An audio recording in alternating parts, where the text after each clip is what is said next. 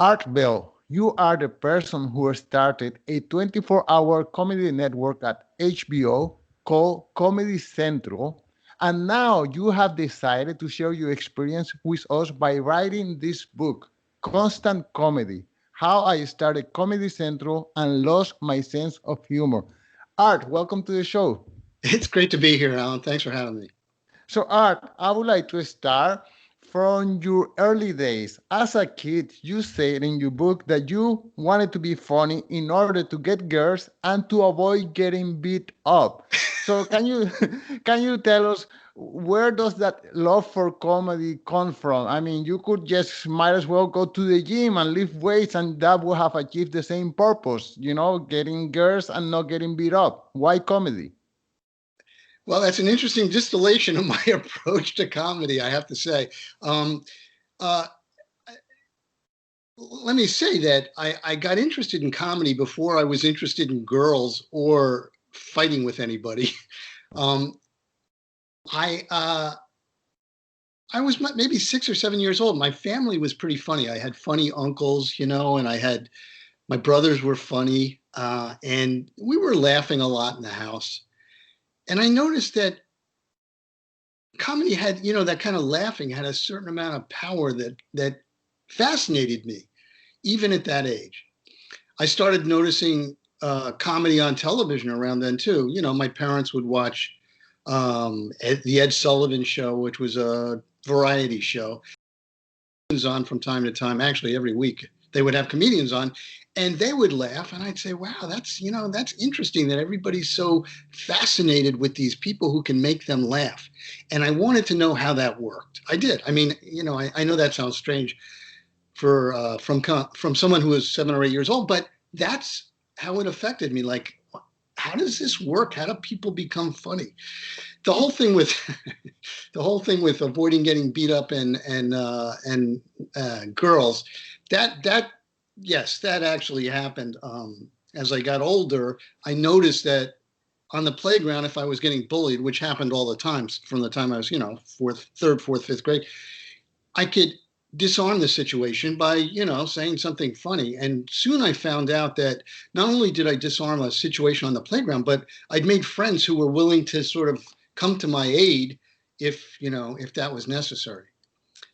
As for the girls thing, you know, it's a tough time to be talking about this because, I don't, I certainly respect women and their right to have opinions, but I did notice this, that girls seem to like guys who are funny. And even now, if you read a description of what women like in men, it's rare that you don't find them saying, I like a guy with a sense of humor. I mean, I don't think that's an insult to say that women generally have that concept of a guy they want to hang around with. Do you agree, or am I completely off base? Well, I have seen, I have been in many dating websites, and something common that I had seen is I want someone who makes me laugh. Okay, So, makes I me laugh. All mean, right. it's better than I want someone who makes me cry. That's for Well, sure. that's true. Anyway, uh, so I didn't have to go on a dating website to figure that out. I mean, around the time I started getting interested in girls, and I will say this. Now I'm going to get personal. I was very short when I was growing up. I'm not so tall now, but when I was growing up, I was, sort of really short. And in order to sort of stay in the game, in order to, make sure that I would be invited to parties and be part of the group, I had to have something other than, as you point out, just lifting weights and being, physical. My friends, some of my friends were on the football team. They were big guys and everything, but I couldn't do that. So I found that the fact is that I was funny and I had developed a nice sense of humor, was helpful to sort of keep me in the social scene. So it was really, a combination of factors that had me exploring comedy as a part of my personality, how it related to my life. Right, and from your book, it says that you used to story comedians and kind of rehearse their own line, like Richard Pryor, for example. And yeah, so is that how long did that go into your infancy? Well, I would say I started. Listen, everybody hears a joke and tells it, right? I mean, that's that's a pretty universal thing. I think when I was 7 or 8, and I started to hear, some of the comedians like Alan King, whom I mentioned in the book, who was, really, he became a hero to me instantly because I thought he was so funny. So as soon as he started talking, we started, my brothers and I would, mimic him to each other to see if we could make each other laugh. And that was pretty early. And then I will say that we started listening to comedy albums. I did Yeah. with my friends, and those comedy albums usually those were those were often in our parents' collection. Bill Cosby, and in my parents' collection, Lenny Bruce, which of course they wouldn't sell to a kid who was in 5th or 6th grade. Red Fox, another comedian who is they call those party albums Right. because they were really kind of down and dirty, and but anyway, I listened to those George Carlin, all those albums, and Robert Klein, and yeah, we thought they were great to be funny like them and just reproduce the routines to each other because we thought that was fun, and I guess we had time on our hands too. Right. Okay. Okay. So let's fast forward. Yeah. And how do you get a job in HBO? Well, there's a lot between me being in 5th grade and getting a job at HBO. I was really a comedy nerd right through high school. I got into college. I was doing not so much stand up, but sketch comedy and a little bit of performance with friends. And I did theater. I did theater. So, and I wrote. I was writing satire and comedy. So comedy was really kind of, it remained a part of my life. When I came out of school, out of college, I took my first job as an economist in Washington, D.C. And, that was really exciting for me. I studied economics in school, in college, and somebody offered me a job as an economist coming out. I was like, wow, that's crazy. I don't know anything about anything, but these guys are going to let me work for a living doing that. It was a great experience. And I spent 3 years working with very smart people on very difficult problems in Washington, D.C. I got to the point, though, where I was just, I thought maybe I would change the channel. It's as simple as that. I just, it's not like I got tired of it. It's just like, okay, so time for something new. And what's that going to be? And I thought, well, I've always been interested in comedy, the entertainment business. Maybe I should go work in television. And that decision was from one day to the other. One day you look at yourself in the mirror and I say, oh, maybe that's not where I see my future going. Pretty close. I remember specifically reading, sitting at my desk at work, reading Coal Weekly, Yeah. which was the coal industry publication, because I was working on a project involving coal. And I thought, okay, so what are my options here? I can do this for a while. I can go back to school and become an economist or, get a PhD and teach economics. And I said, neither of those sounded too good. So maybe, what do I really want to do? Maybe I should just go back to business school and try and get into television. So that's how it happened. I mean, it was pretty much that quickly. And Art, okay, so this is a question in regards to general theme in my podcast. There are people who are sitting in their cubicle and kind of come to the same realization as you. Like this is not what I would like to do for the rest of my life. In your case, it was the coal industry, but there's people in other industry. They just are bored with the day to day struggle, yet they are afraid to leave that monthly paycheck and go and find something else that is best suited for them. Is there any tips that you could give to people who are contemplating their life inside of the cubicle thinking about something else? Well, yes. I mean, it's easy to say, well, follow your dream. But it's sometimes not very practical to follow your dream. So I understand people's, when they're concerned about a paycheck, and depending on where they are in their lives, that can be serious. In my particular case, I had no family, meaning, I didn't have a wife and kids. I didn't have to support anybody. I felt like I could go back to school, and that was my way of changing the channel. So it wasn't like, okay, I am going to go and try and get a job in HBO. I really kind of just said, okay, I'm not going to do this, and I threw open the door to a million possibilities. I didn't say I am definitely going to get a job in television. I said I want to do something else, and going back to school was my way of doing that. In those days, you could get scholarships and stuff to get it paid for. I don't know the reality for people these days. I know that scholarships can be and loans can be much more oppressive than they were then. From my point of view, at the time, it wasn't going to be oppressive. So, what is my advice? I think you can, I think you can do that. I think you can change the channel. I think you need to make sure that you have some kind of parachute, though, if things don't go the way you expect. And that doesn't mean going back to what you were doing, but I think it's more about do something else, try something else, put yourself in a situation where more things can happen, and keep for anything that works for you. It may not be what you expected. Yeah. I mean, we had to also be open to all kind of opportunities. If we are unhappy to where we are right now, well, let's open the array of opportunities and don't be afraid to try something new. I will say that if we get a little bit further into my story, what you see is that the other tip is whatever you've been doing, and in my case, what I had been doing was economics and econometric modeling and mathematical modeling and all of that stuff.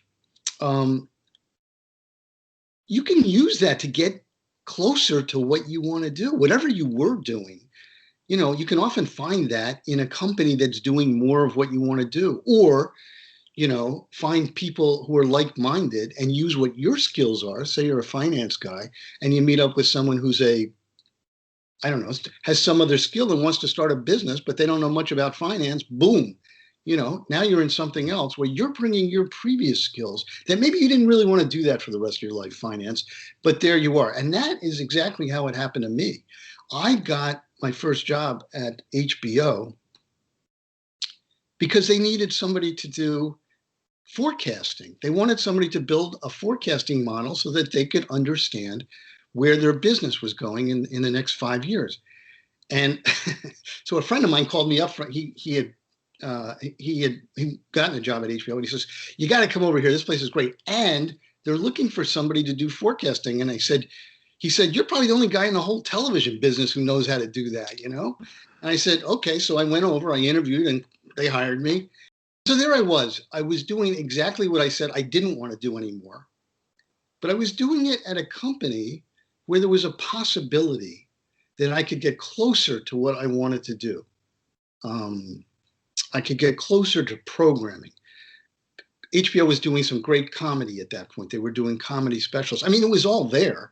I wasn't anywhere near it, but at least, man, there's the possibility, and I'm in the right business. I'm young. Anything can happen. And that was my take on it. So that's how I got to HBO. Okay, so now you are in your cubicle now doing forecasting. How did this come about? Like, hey, I'm the guy in the basement doing this forecasting, but this is my great idea to do a 24-hour comedy show. Can you tell us how that happened? Yeah, well, listen, I sort of came to the conclusion that when I came out of business school, that there should be a 24-hour. I still love comedy. And there were all these cable channels starting, not all, but there were several. There was an ESPN, which was 24 hours of sports, and there was 24 hours news and music and everything. And I'm thinking, wait a second, where's the 24-hour comedy network? My first instinct was, oh, I'll just start it. My first instinct is, I want to go work at one. Why isn't there one? And so I started working in television and expected at any second someone was going to start, but never happened. So when I was at HBO, I thought, that maybe we should start it. Maybe HBO should start it. And I started talking to people, and nobody really took me seriously, quite frankly. I was this kid in finance or business analysis, whatever it was called. And But I didn't keep it quiet. Now I will tell you the other secret to getting what I wanted at HBO, and that is I knew I couldn't go around beefing that I really didn't want to do this forecasting thing, man. That's not what I'm here for. I'd really like to go over to programming. How am I supposed to get a job over there? What I did was I just did the best job I could on the job I had, thinking, okay, if I crush this, right? If I get it right, if I, and people notice me at HBO, that'll give me a better shot at talking to people around the country, the company, and moving closer to what I wanted to do. So that is something I suggest to people. Don't Whatever your job is currently, make sure you're crushing. Make sure you're doing the best possible job, and make sure that people, see that. But there's nothing wrong with telling people what I really want to do is that. Because how else are they going to know if you don't tell them? Okay, so you pitched the idea, and it wasn't welcome with open arms. So how did you succeeded to finally getting people to the yes? Well, the first real pitch I made, and I talk about this in the book, was to the head of programming at HBO. Her name was Bridget. I went in there and I said, Bridget, I got an idea. And I was just like, it took a lot of guts for me to make an appointment with someone that high up in the organization. But she saw me and I said, I think HBO should do a 24-hour comedy channel. And I think I know how to do it. And she said, stop right there. Best idea I ever heard. She said, who would want to watch a 24-hour comedy channel? Nobody wants to watch that. And there isn't, no comedian would want to be on it, right? And why would HBO risk its reputation on something like that? And she said, thanks for coming in, but goodbye. And so I walked out and I thought about it. And I thought almost immediately, I said, well, that hurt, but she's wrong. She's just wrong. And at the time, I had been working on a project that was sort of done.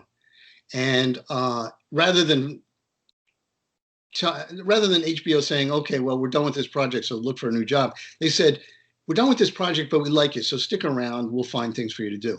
So I basically had a job, but not much to do. So I started thinking, all right, how long is this going to last? I'm going to have to get a job eventually. Maybe I'll have to, put some feelers out. So I started writing up my idea for the Comedy Network, how I would do it, what the financials would be, why it would be a good thing, what the audience would look like.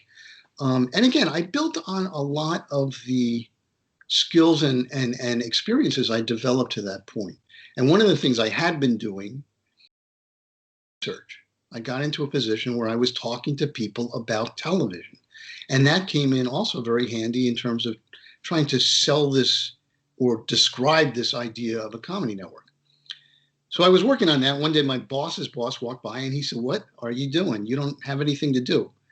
And I said, I know, but I'm working on this idea I have for a comedy network. And so he looked at it and he said, oh, this is great. He says, we should go talk to the chairman of HBO. And I said, okay.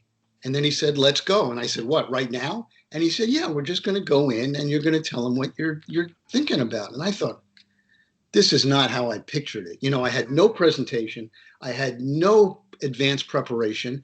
And he's walking me into the chairman of HBO. And now, chairman of HBO, you got to remember, at that point in my life, in my career, if I happened to be on the elevator with the chairman of HBO, I'd break into a sweat. I mean, this guy was, he had just been named, his name was Michael Fuchs. He had just been named the most powerful man in Hollywood by the New York Times in a huge article they did on him.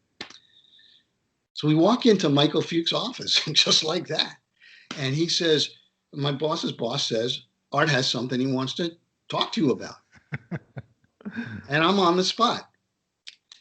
So I told him about it. And I think what really carried me through it was my passion for comedy. I had been thinking about this idea at this point for years, basically. I talked to my friends about it. I talked to my family about it. I talked to everybody. Everybody says, yeah, great idea. Or they say, yeah, but how are you going to do this? So I thought through a lot of the objections as well. And Michael Fuchs said, sounds interesting. All right, I tell you what, he says, I'm going to give you some money and I'm going to give you a couple months. Go do some research, do a demo tape. Let's take a look at it, see if maybe we can do this. And that's how it happened. That wasn't the green light. It was Okay, see what else you need to do. And I cannot understand. I mean, one of the first objections that you got was that comedians wouldn't want to be in a 24-hour comedy show. I mean, aren't comedians, they want exposure as much as possible. So why wouldn't they want to be in a 24-hour comedy show? I think that was Bridget's perspective I on the see. comedy business. You know, HBO at the time was enormously successful. They had started doing 1 hour comedy specials with the biggest and best comedians in the country: Robin Williams, Whoopi Goldberg, Billy Crystal. Those were the people they were doing specials with. So she didn't even really kind of think about anybody else. And she did say Robin would never be on this. Robin's manager would never let him be on a 24. And, you know, probably at the beginning she was right. But what wasn't right was the rest of the zillions of people out there trying to become comedians, or lower level comedians, working comedians, people just doing the clubs who hadn't been, you know, elevated to the status of the A-list comedians. Of course they wanted to be on a comedy network. As a matter of fact, one of the early uh, markers of success for me, one of the early things that said to me, okay, this is going to work after we launched, was the comedians were so flattered that we were throwing a channel in their honor. That's how they looked at it. Somebody was recognizing that what comedians do is as important and is as interesting and is as rich as what musicians do, because there was a music channel, or what athletes do, because there was a sports channel. You know, they felt like kind of the poor step cousins of, you know, the arts, because nobody had really, or the performing arts, because nobody had really um, gone to the trouble to throw them a channel. So almost immediately, the comedians came to us. They liked hanging around with us at the studio as we were. This was before we launched. As we were putting together the channel, Wow. they were happy to see we were gonna put on a 24-hour comedy channel.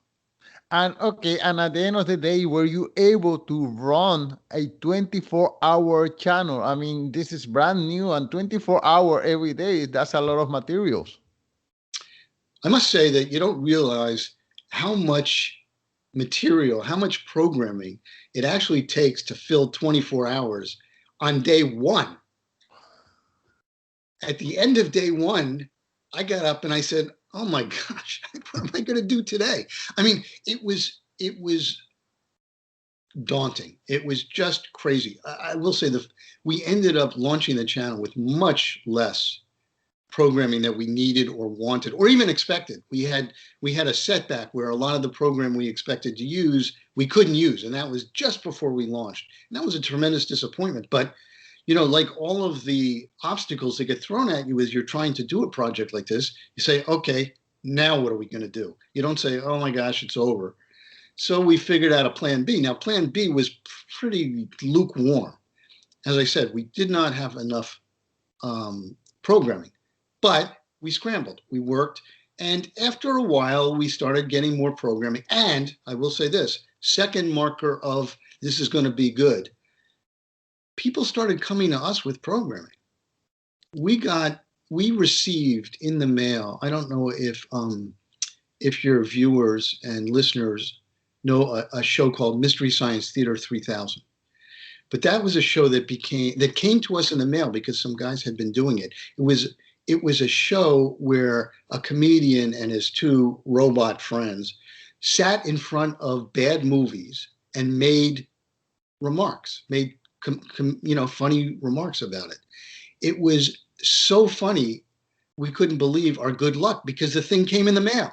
They had been producing this in a small television station in Minneapolis. And when they heard we were launching a comedy network, they dropped a cassette in the mail and said, any interest? And I thought, oh man, all this innovative comedy is in fact going to come to us. And that was part of my dream for a comedy network.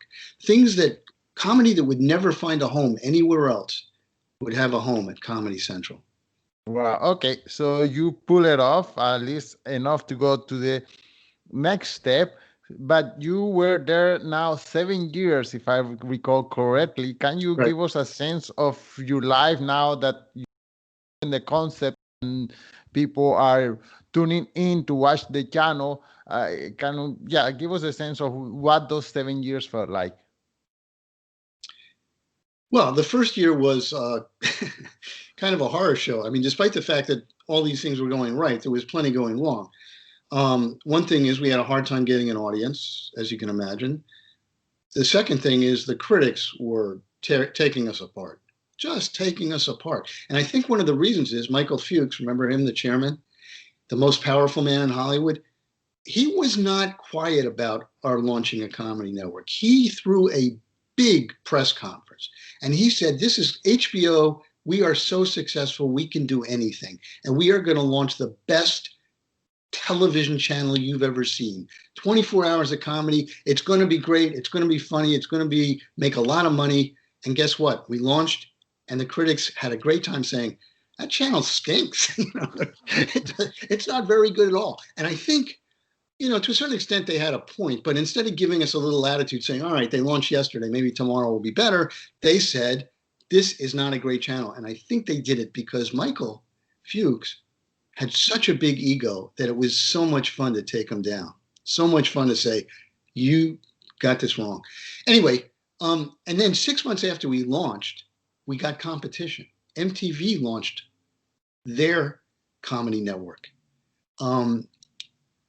Now, in retrospect, I always say, well, I should have expected. That was one of my big lessons. Never underestimate the competition. Mm-hmm. But the irony that, a year before there were 0 comedy networks in the world and everybody thought it was a stupid idea. Suddenly there's 2 comedy networks in the world and we are going head to head. I mean, we are competing for audience. We are competing for cable operators. We are competing for advertisers. It was really, and the press called it the comedy wars.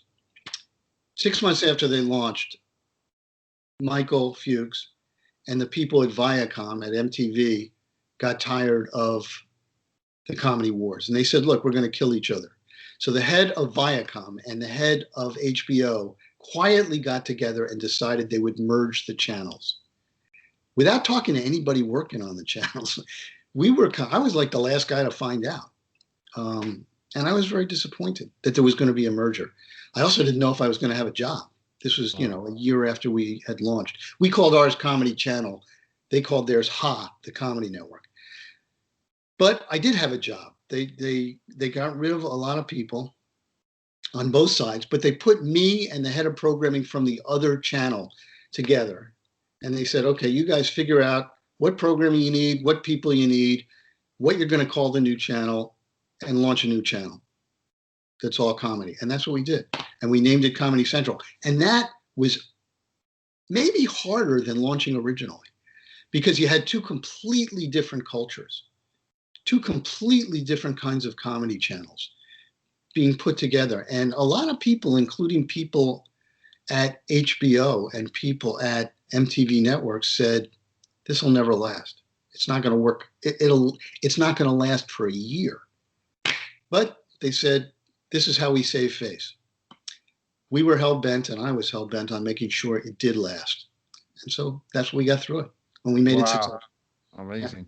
I tell you, I used to be a day trader, and I used to spend my whole day watching business news. And then when I got home, my girlfriend used to force me to watch Jon Stewart. And it was just the greatest relief of my day. Like I will see all these serious people talking politics and economic this, and then I will watch Jon Stewart making fun of everybody else. It was the best thing that could happen to my stressful days on those time. And you were the one who brought Jon Stewart on. I hear. Well, Jon Stewart started working at Comedy Channel when we launched that at HBO. He was there on day one. He was the host of a show called Short Attention Span Theater. He was an relatively unknown comic, but sort of moving up. And we grabbed him. And as soon as I saw him on television, I knew he was special. Not only because he was funny, but he was so obviously intelligent and he was so obviously sensitive and empathetic. You know, he had such a good rapport with an audience, which is hard to do when, you know, there's no live audience, and he didn't have a live audience. I thought, wow, this guy is going to be great. And a lot of the personality that I saw in Jon Stewart early on, and I got to know him pretty well, great guy, fun to hang out with, is what showed up on The Daily Show years, you know, in 1990, I guess that was. And around the time I was leaving, and made him famous, and made news something that the younger generation wanted to tune into and wanted to understand. I mean, I remember hearing that, you know, at some point that more people got their news from Jon Stewart than from, you know, network news. Yeah, and you were one of them, Alan, I know. But that's just, you know, remember I started as 7 or 8 years old wondering, how could comedy be so impactful? And then it was my greatest pleasure to be part of something that made it impactful, that gave it a way to change people's view of the world, and to really change the world. I mean, I don't know if that's going too far, but that's what you hope when you start something like this, that you can change, that your thing will change the world somehow. Okay, so Art, now you are no longer part of Constant Comedy. Tell us how that happened. You mean when I left Comedy Central? Yes, yes. Well, I had been head of programming and head of marketing, but my boss was a financial guy. He was president. Remember, they put the two head of programming together. They hired a guy from the outside, a financial guy, to be in charge, and he didn't really know the business very well. He didn't know comedy very well, and I think the reason they chose him is they didn't really, as I said, I don't think they expected the channel to last. So they put a financial guy in, figuring, okay, he'll figure it out and then help us close it down. But it did last, and after 5 or 6 years, they just wanted a change at the top. Mm-hmm. So they fired him, and they put in somebody who was somebody who knew the comedy business and knew programming and everything else. So he came in, and he, like so many people who take on a new company, didn't really kind of give everybody there a chance, other than to say, okay, I got my people, they're coming in, you guys are going out. Mm-hmm. And that's what happened. Wow. Okay, so now you have a new endeavor. How do you get into writing? I mean, you are a comedy guy. You are making sure your 24-hour channel is running smooth. Now you pick up a computer and start typing this memoir. How that transition happen? Well, you know, again, I left comedy a long time ago. I went on to work at other television channels and for other television companies. So you say I'm a comedy guy. I actually ended up a television guy.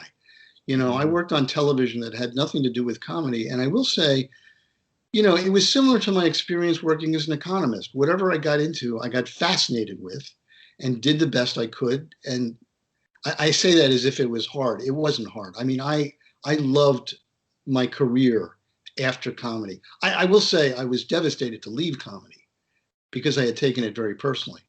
But I went on to do some really fascinating things, but my career in television ended. I ended it. And I thought, okay, so what do I do now? This is a few years ago. And I started writing. I said, I want to start writing. And I started writing memoir about my childhood. And I took some classes at a place nearby called the Sarah Lawrence Writing Institute, which is associated with Sarah Lawrence College. And I started to learn how to write. You know, I mean, I'd always written, but the whole idea that I could become a better writer by practicing was fun. I had no intention of publishing a book. But one day I came to class and I had written a piece on something that happened at Comedy Central. And people said, whoa, that's interesting. We had no idea you did anything like that. And I said, I just wrote 150,000 words about my childhood that I've been reading in here. And suddenly you guys wake up and say you like this? And I was a little put off. But I realized that maybe I should write some more about comedy. And I did. And then it kind of coalesced into a book. And the funny thing is, along the way, I got to be a better and better writer, I must say to myself. And so when I went back to edit the book, the first part was not very good. So I had to rewrite the thing. I had to really kind of work on it for a long time. It was a great experience for me. And I found that I loved writing. I love it. Wow. Well, I can tell you I'm enjoying it. I'm not finished yet, but it's a very nice, easy read. Um, and we're gonna close this by asking you to tell us one more time the title of the book, which everyone can see, and where the people can buy it and where they can follow you. Okay, sure. Thanks. It's Constant Comedy: How I Started Comedy Central and Lost My Sense of Humor. And you can buy it at Amazon or any of your local bookstores. It's available there. And if you want to know more about me or the book or see some of my other writing, you can go to artbellwriter.com, which is my website. And I hope you visit. I hope people buy the book, especially if they want to look at what goes on behind the scenes in the television business, because they're thinking of working in it, or they're just fascinated by that, because that's what it is. It's a behind the scenes look at what really happens in television. Art, thank you so much for your time. Thank you, Ellen. Thank you for having me. I enjoyed it.